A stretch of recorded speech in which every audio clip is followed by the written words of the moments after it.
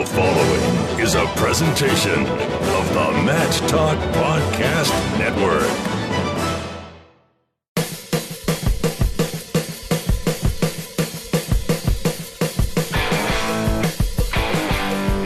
Hello, wrestling fans. It's time for the World Wrestling Resource Podcast.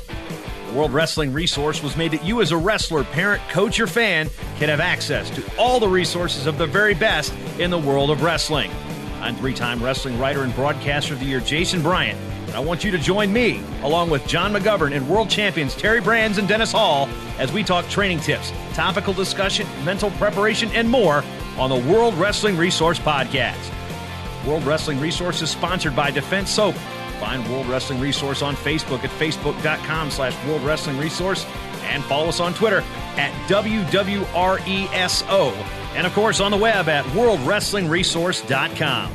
Now on to the show as we join John McGovern, Terry Brands, and Dennis Hall. And welcome back, wrestling fans. Episode 56 of the World Wrestling Resource Podcast. Jason Bryant here with you yet again. And on this show, of course, we talk about the world of wrestling in the sense of being the world of wrestling, and, of course, resources, which, as this show talks about, resources that you can work within your wrestling program or within the sport of wrestling. I'd like to thank our sponsors, Defense Soap. Defend what you have built. You can find more about Defense Soap at defensesoap.com, or go back to episode 54 as we talk to Guy Seiko, the founder of Defense Soap, at WWR56.com. Second episode down, episode 54. Today, though, we're talking sports training, coaching, innovations, technology, all of those things with John Lally. He's the president and CEO of Pivot Global Sports, which is the North American distributor for Firstbeat, which is the product we're going to be talking about today.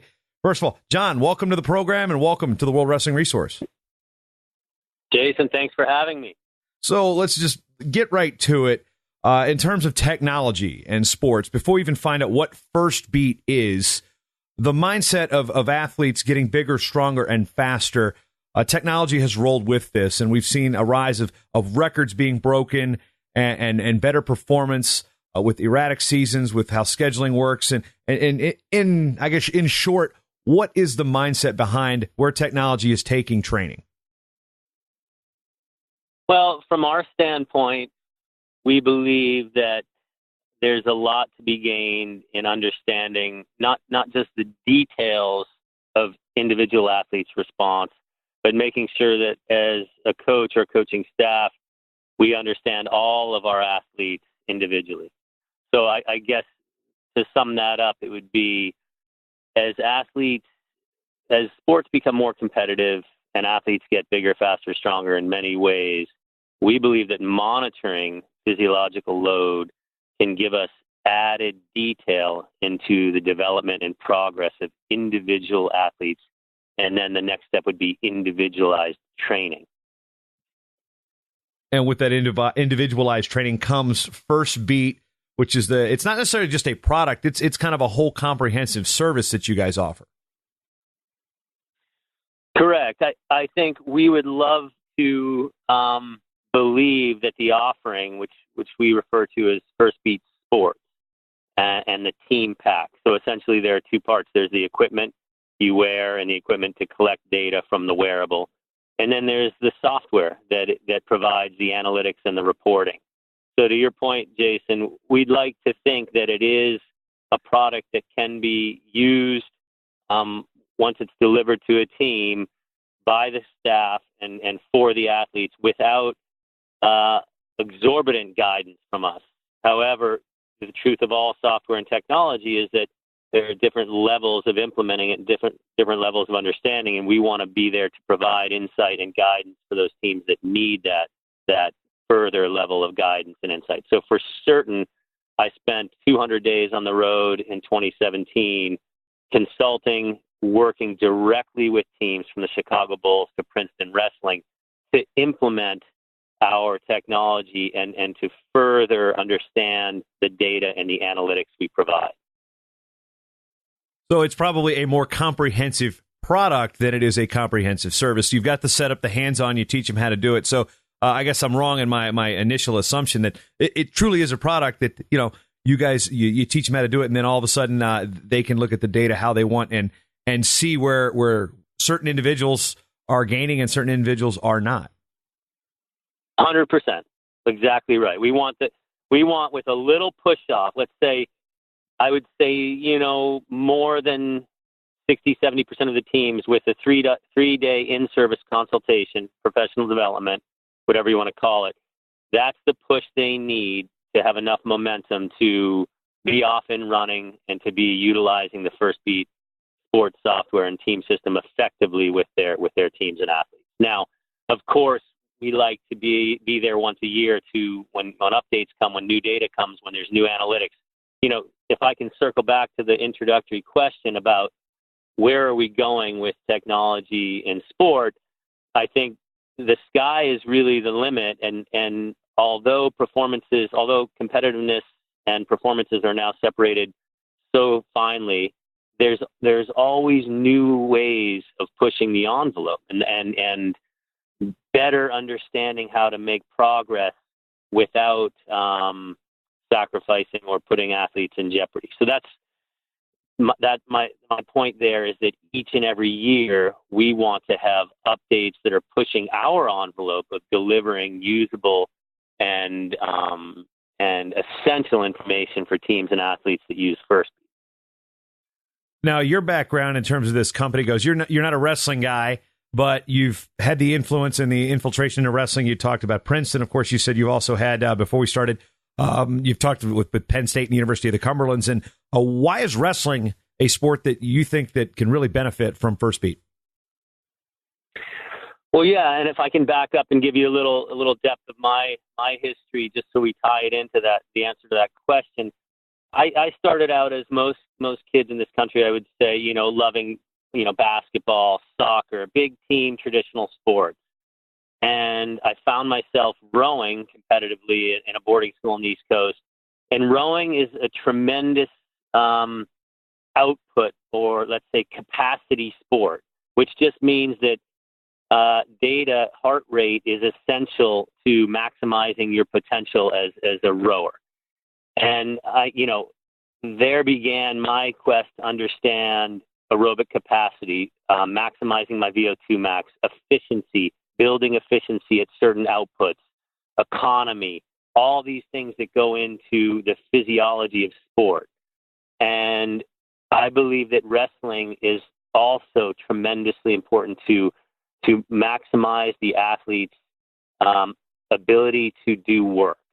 Because that, at the end of the day, if I'm on the mat with another guy and our technique is close and our will to win is close, one of the most important factors is going to be which athlete can not fatigue the fastest. So my exposure to wrestling with Princeton and through one of my experts in the field that handled Penn State and University of Cumberland has only, redefined that understanding of, wow, what an unbelievable contest of all those factors I just mentioned, not just technique, not just will and focus, but then, of course, the athlete's individual maximum capacity and efficiency to be able to do productive, effective wrestling moves at a heart rate that's not going to fatigue him to the point of not being able to execute. So again, that's the beauty of this system, is it's going to allow athletes to understand their development and their capacity improvements. When we improve capacity and efficiency, we do work more easily. When we do work more easily, I'm going to be better day after day, week after week, all the way through the NCAAs or the Worlds or whatever our final goal is. Now, there's terminology being thrown around, and when you're in the industry, things like VO2 max, for example, are commonplace. But for those who are unfamiliar with what you're talking about, explain some of the terminology when you guys are explaining VO2 max and high output, that type of thing.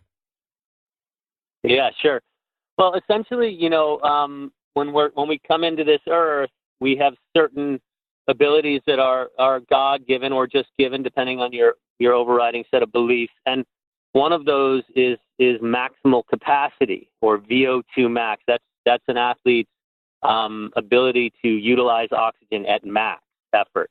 So the higher that level, and that's defined in milliliters per kilogram per minute. So it's a rate of oxygen uptake. So that is trainable. We know that's trainable. Most coaches and athletes out there know that's trainable. It's trainable to, most research shows, around 15%, maybe 20%, maybe some people believe a little more.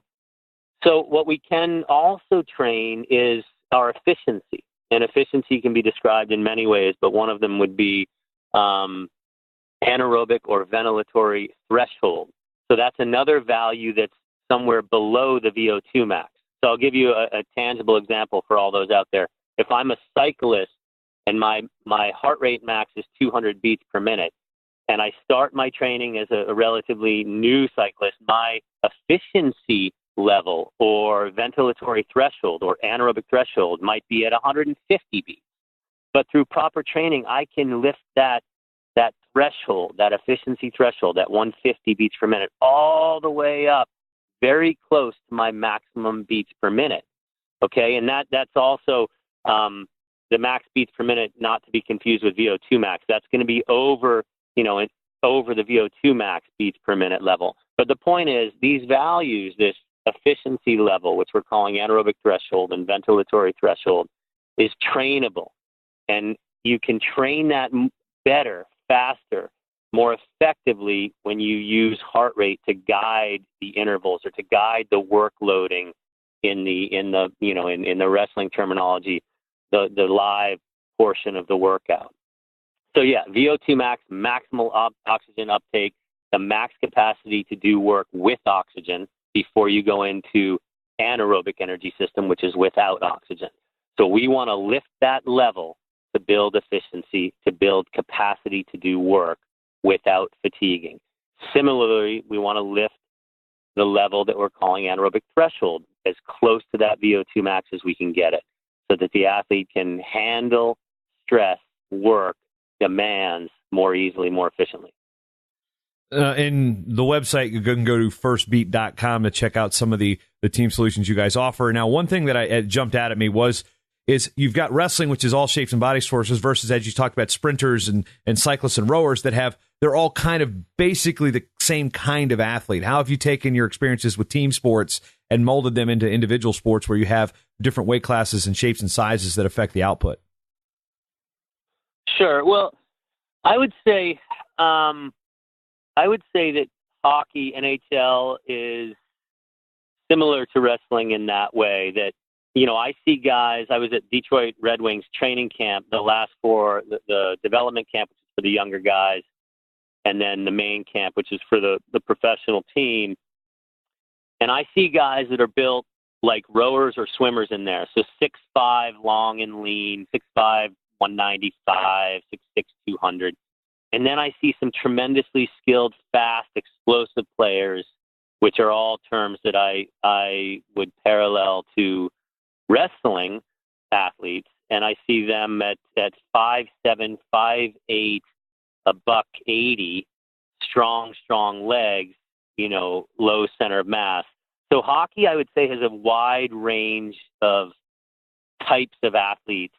And bringing this full circle to our discussion of VO2 max and anaerobic threshold, not everybody has to have a high VO2 max to be a successful athlete. And that just has to do with explosive muscle fiber, explosiveness in the athlete versus endurance muscle fiber and endurance capacity. So we just want to maximize the optimal level of where that split lies between anaerobic power and aerobic efficiency. So the point there, Jason, is in the NHL, where I spend a lot of time, we have both kinds of athletes, aerobic, endurance-based that are very, very successful, and highly anaerobic, less efficient aerobically. So for those reasons, I think that grouping of athletes in the NHL is similar to the way that wrestling can be approached by different types of athletic, let's say, systems or bodies or physiologies. If we go to the NBA, it's a little bit different. We have, as everybody out there knows listening, it's tremendously important to be long and tall in the NBA. So that's going to be a defining factor of the athletes. And the energy systems are going to be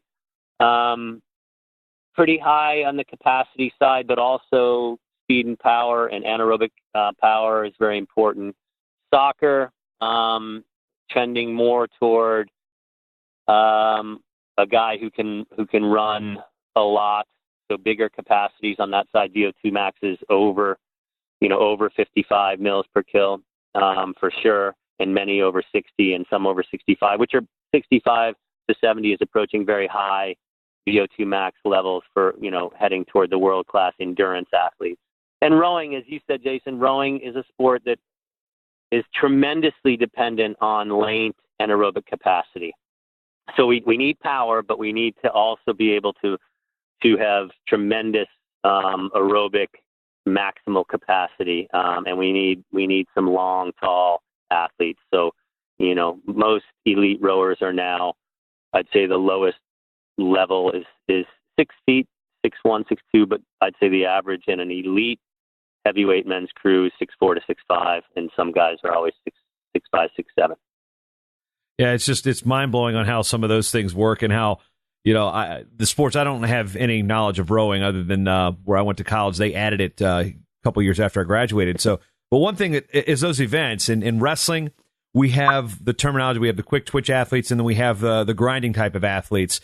With this data, that's what I'm kind of getting at with this series of questions is how can Princeton Wrestling, for example, that you have them as a client, or Penn State Wrestling, or University of Cumberland's Wrestling, look at how their 125-pounder, who may be short, stocky, and likes the double legs. He is an explosive type of athlete. He has that quick twitch type of tone versus like a lanky leg wrestler at 174 who's wiry and doesn't have that same. He can't hit a double leg the same way the 125-pounder goes. How do you take that data for each individual athlete, and how's the coach and the sports science or team doctors or whoever that looks at this data, how are they supposed to analyze this and be like, okay, we've got a team training here. How do you tailor it for an individual, but also how do you keep that individual training in the whole group of a team practice? Yeah, great question. And I'll try to be very specific with how this can apply. I know John McGovern and you need this we want to pinpoint it to wrestling, and it's a fantastic question. So what we provide for every workout is we provide the aerobic training effect and the anaerobic training effect. So let's take the example. Let's say I'm a wrestler on the team and I'm a long aerobic grinder type guy. And this is how I would use our feedback in a training session to maximize my development, or any athlete out there who's a longer, leaner aerobic, so good capacity, but more of a grinder. So maybe I'm lacking some of that explosive energy system that needs to be developed to be more effective with those quick, aggressive moves, right? So this is how you use it. We do a session, and we see that most of my training effect, let's say I come in as a freshman and you don't even know what kind of athlete I am, except, of course, the coaches are going to have the eye test, and they're going to draw some conclusions, and they'll probably see some tape. So now the data will come back the following. A workout goes down, and you get a training effect score. The training effect score describes the effort or how hard the session was. But to understand the energy system development from that training, we give you two data numbers. We give you, based on 100%, what percentage of the session was anaerobic or based on high intensity intervals, and what percentage was based on aerobic or that endurance capacity improvement type of session.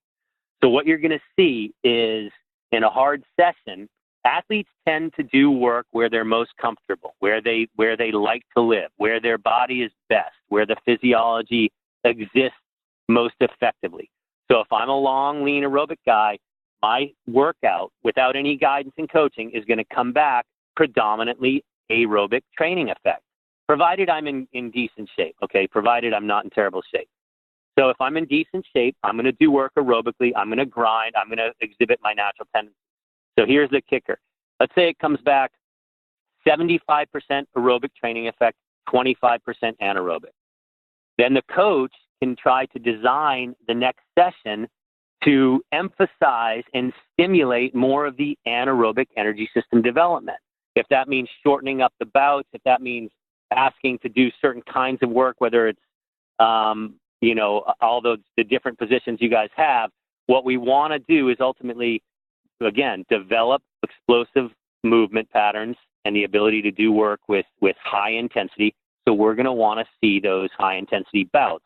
What will happen if we've designed the session correctly to let's say, create more balance in that athlete, the session data, the report will come back and show 35, 40, 50% anaerobic energy system development. And then we walk away, and then we see the effect on the athlete's, responsiveness. So how do you feel? Do you feel different? What's the changes in the way you're feeling? And then we look to see if there are improvements on the performance side of executing those types of movements. So again, to summarize that, we give aerobic energy system percentage of training effect, and we give anaerobic energy system percentage of training effect. And this can be used to tailor the kinds of workouts that are best suited to different types of athletes. So if we want to develop speed and power and aggressiveness or explosiveness in an athlete, we want to see a workout that has a larger percentage than normal for that athlete of anaerobic energy system, and vice versa. If we have kids that are really explosive, really fast, but they burn out, they're done and they're getting fatigued and they're starting to make mistakes, then we need to focus on workouts that increase the aerobic energy system development. So you can see exactly the biofeedback that is the result of the kind of session you're trying to build. When it comes to coaching these athletes and putting this data to work, and as you said, we've got the practice plan. We know what the athlete now needs.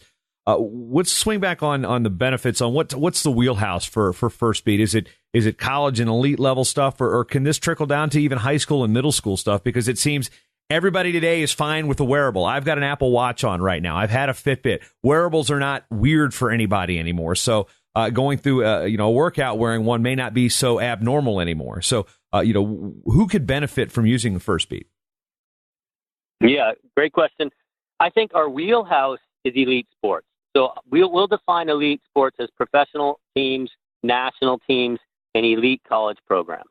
Okay, that's our wheelhouse. The reason being, Firstbeat, we hang our hat on the analytics. I safely say to everybody, I'll cite a few names here and references. We were the best in the world at estimating epoch-based training load from heart rate, and we're the best in the world at analyzing HRV for readiness. So we've been talking this whole 30 minutes about training load, about how to evaluate athletes based on the biofeedback we give for training load. So that's the training effect score, the 1 to 5 scaled score for how hard the session was for an individual athlete. That's our TRIMP, our training impulse, which models blood lactate accumulation in a session. Both of those numbers define training load. And across the board, you're going to see, in some cases, a wide variety of responses to the same session. And that's when we want to be able to look at the data and start individualizing the training for each athlete so that each athlete gets the desirable response from each session. So the wheelhouse being elite sports is because we hang our hats on being reliable and being lab accurate. And lab accurate and reliability is not an easy thing in the wearable world.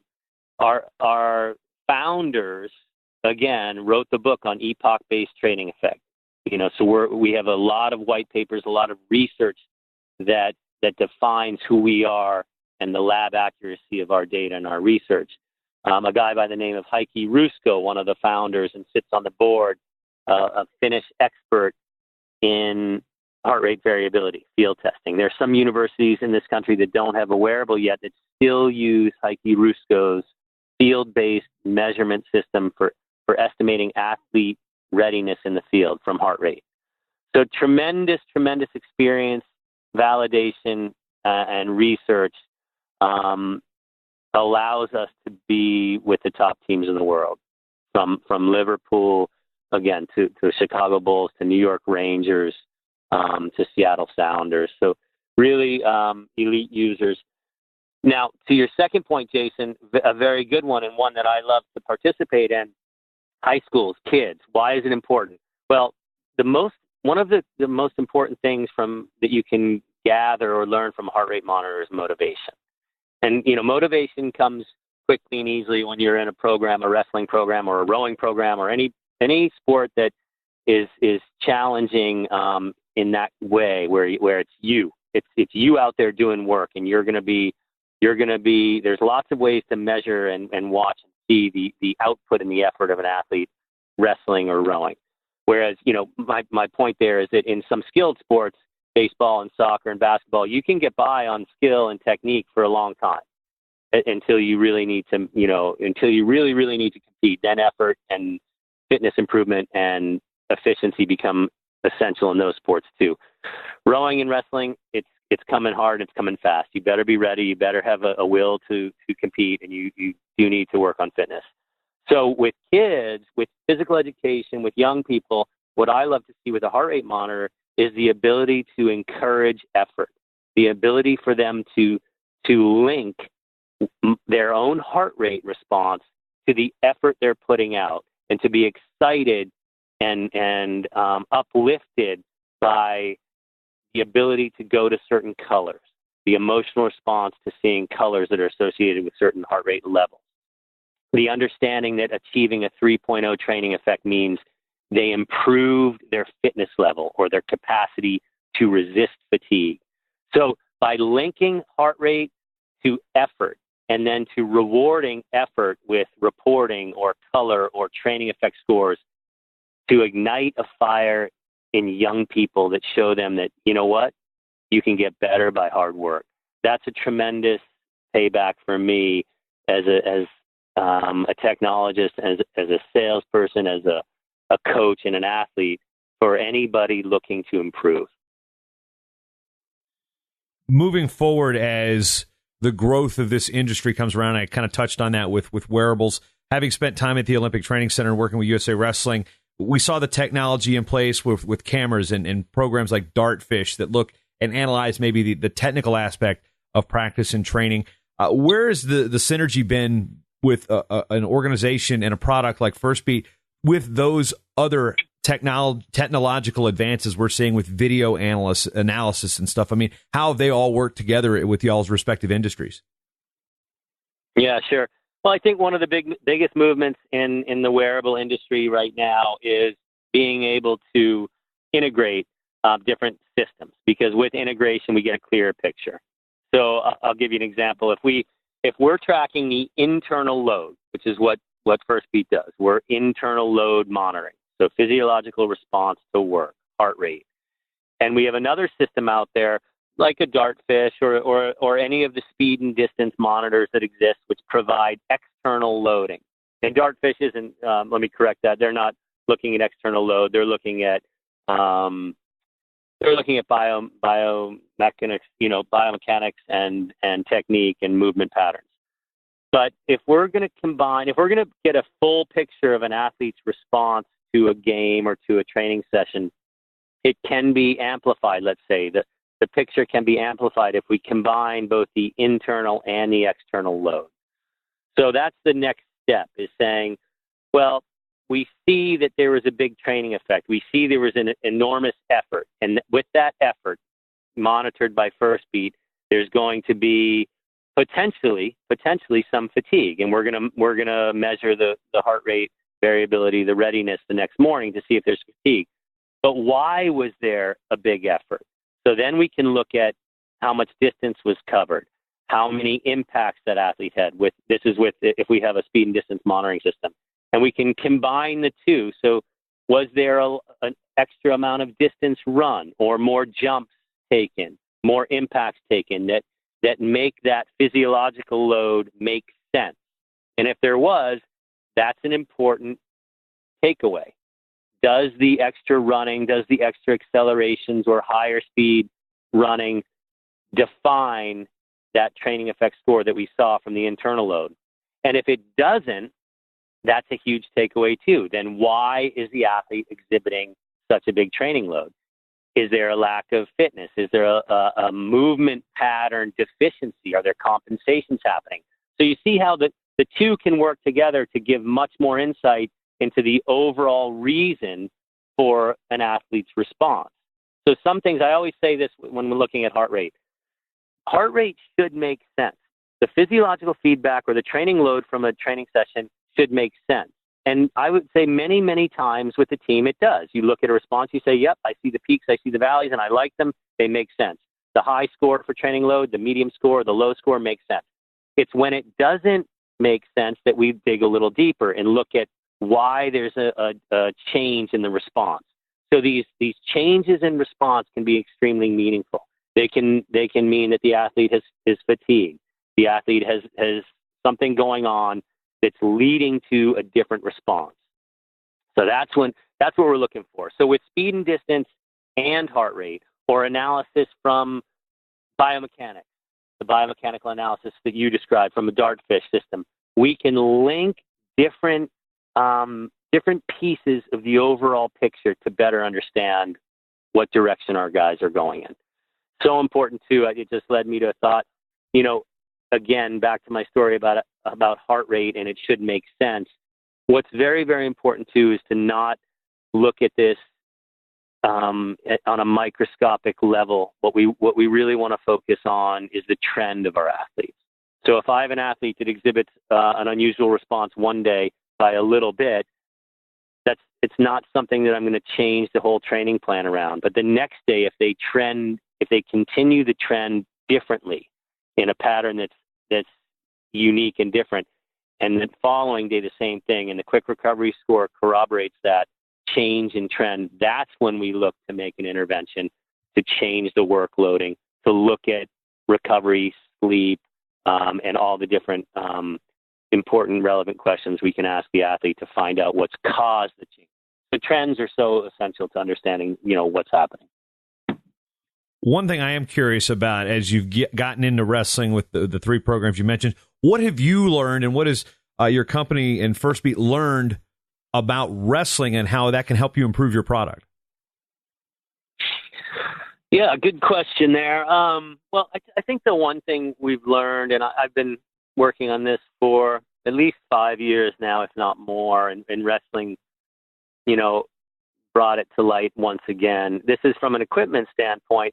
Wearables have to be seamlessly integrated into the athlete's normal training routines. And what I mean by that is it's extremely important that the heart rate monitor be looked at as a piece of equipment. The same way a wrestler wears headgear, the same way they wear a singlet, the same way they have specific shoes. They lace those shoes up every day. Those shoes break down. They get new ones.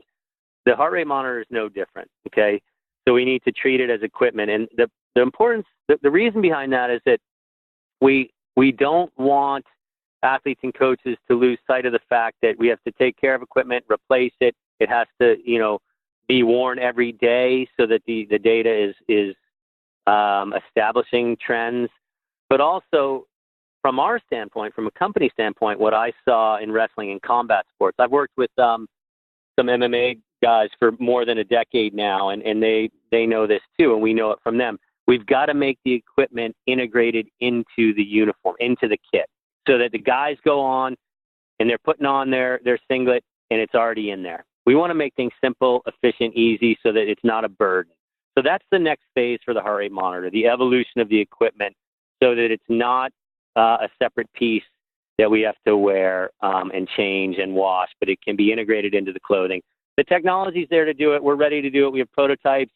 It just has to be refined and defined a little bit more effectively so that it's accurate in the clothing. Again, I go back to it has to be viewed as equipment because we want it to be utilized as a standalone piece as it is now. I just saw that in wrestling and combat sports, the monitor can be pulled off, can come down, can fall off, can break. The good thing about heart rate data, Jason, is we're still going to get a very good picture provided that athlete puts it back on like they would put back their headgear or lace up their shoes again. So that's the takeaway is treat it like equipment. But on our side, on the development side of equipment, on the company side, we want to make that thing sleek. You don't even know it's there, not a bother, and integrated as best we can. So that's one thing.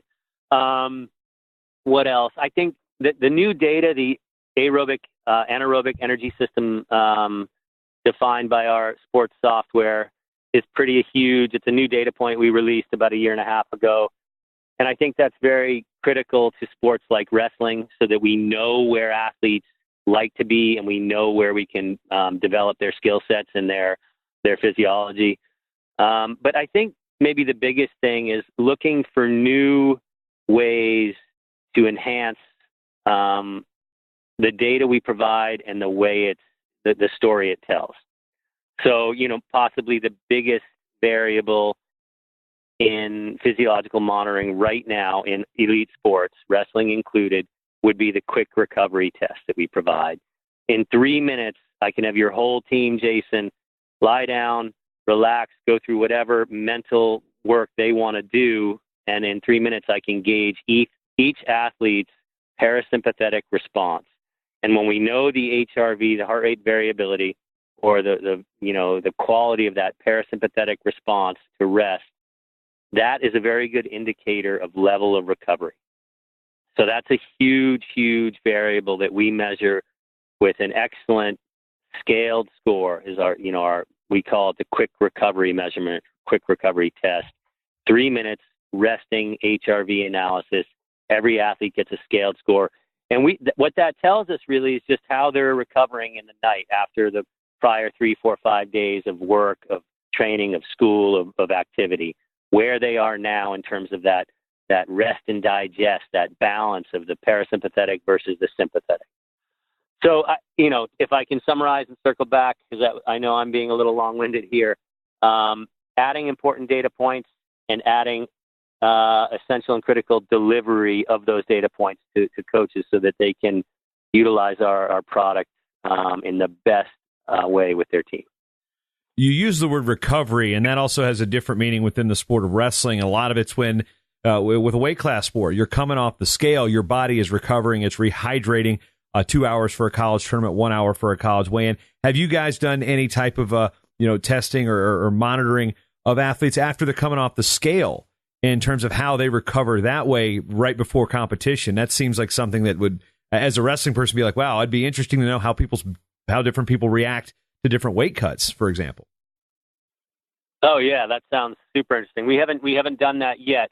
I'd be willing to bet that Chris Ayers out at Princeton or the Penn State staff or the University of Cumberland staff might have looked at the HRV when they're coming off the scale. Being that there's such a short time window, maybe they haven't, but it's something to think about, because what I'm willing to bet is some athletes handle that better than others.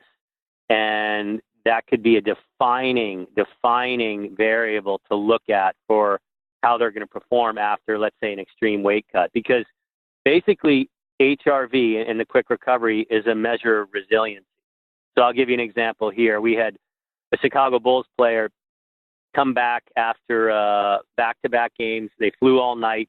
They landed the plane, and he went straight to the practice facility, and his wife had just had a baby.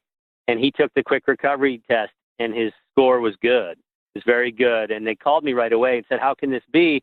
What's going on? This athlete clearly has a lot of stress and demands being placed on him right now. Why is he showing high on your measurement? We looked at the data. We analyzed the quality of the reading. The error was low. The quality was good. And that indicates resiliency. And that's, again, if we go back to some of the things that we're blessed with as human beings, some people are more resilient than others. So if I can come around to your question, the reason resiliency and measuring resiliency is so important, especially in a sport where there are rigorous weight cuts, some athletes can handle that very well, and some won't handle it as well. So what we want to do is make sure that we're supporting the ones that can't handle it that well, and also letting the ones that can handle that weight cut well know that you're fine. From a physiology standpoint, your balance is good. So that's a very empowering thing to see. When I go out to train after 3 hard sessions in a row and my resiliency score, my quick recovery test is good, that's super empowering to go after it hard and have a good session. So I think it would be very cool to start looking at that, or supporting our teams that want to look at that measurement after the weight cut. It's just crazy to me to think about the technology that exists these days. And as we talked about prior to starting a call, this is a relatively young company. And, the technology changes almost hour by hour. There's a lot of science involved. There's a lot of numbers, way too many numbers and acronyms for me to want to keep up with. The only numbers and acronyms I'm worried about are rankings and the letters NCAA, NAIA, et cetera. So I definitely my hats off to you guys and how companies like yours and with Pivot are bringing these type of technologies to sports that aren't just the superstar sports. It's your Olympic sports that once every 4 years they get the glitz and glam, and then they're gone for 3 years and then they come back. So it's not just the professional sports that you guys are supporting. The Olympic sports, rowing is not a very glamorous sport when it comes to television. You don't really even get that much Olympic coverage. So I definitely appreciate the being there for the athletes in terms of what you guys can do for the athletes. And as we wrap up here on episode 56 of the World Wrestling Resource Podcast, again, you can find out more about John's company at firstbeat.com. Anything else that they can find on the website that'll answer more questions that they may have if they're interested in bringing this product to their wrestling room or their training facility, or maybe CrossFit gyms, any type of place that this place can fit in with elite or soon or wannabe elite athletes. Well, yeah, I would just say that Firstbeat has a tremendous website. That's one of our strengths is putting the information out there. We definitely believe in having an open dialogue of how we make calculations. And Jason, interesting to your point when you talk about NCAA and NAIA, all these numbers that I've been talking about, whether it's training effect or TRIMP or VO2 or threshold or QRT, they're no more complicated than kcal. And for all those out there, kcal is just calories burned, energy expenditure. We all are familiar with calories burned or energy expenditure because we all eat food and they mark it on every package. All the numbers I'm speaking to you guys about, and I want coaches to be familiar with and athletes to believe in, are just as simple once you use them in practice. The website is tremendous. The research is all on there. The white papers, they're called. The teams that we work with are all on there. And some of our testimonials from San Jose Sharks hockey that I work with to some of the Princeton teams that we work with very closely, and other collegiate teams. University of Wisconsin's a powerhouse school for us. We have 5-6 teams up there. But my final point would just be that teams, coaches, athletes out there that have interest, reach out to me at Pivot Sports, and you can disseminate that information as you like to, Jason, emails and phone numbers. But I'm happy to discuss, talk, and demo our system with interested parties because we believe in feet on the ground. I believe in spending time with teams and athletes to better tailor our products and just to learn from the guys in the field. So excellent website, Pivot Sports. If you want more information, please disseminate my information, Jason, and we will look forward to helping many more wrestling teams out there in the future.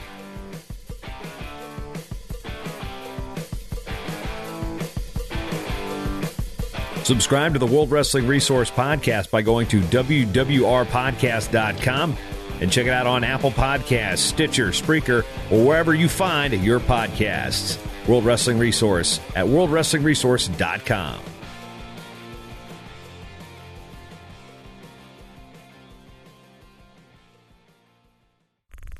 This show is part of the Matt Talk Podcast Network. For more wrestling podcasts, head over to MattTalkOnline.com.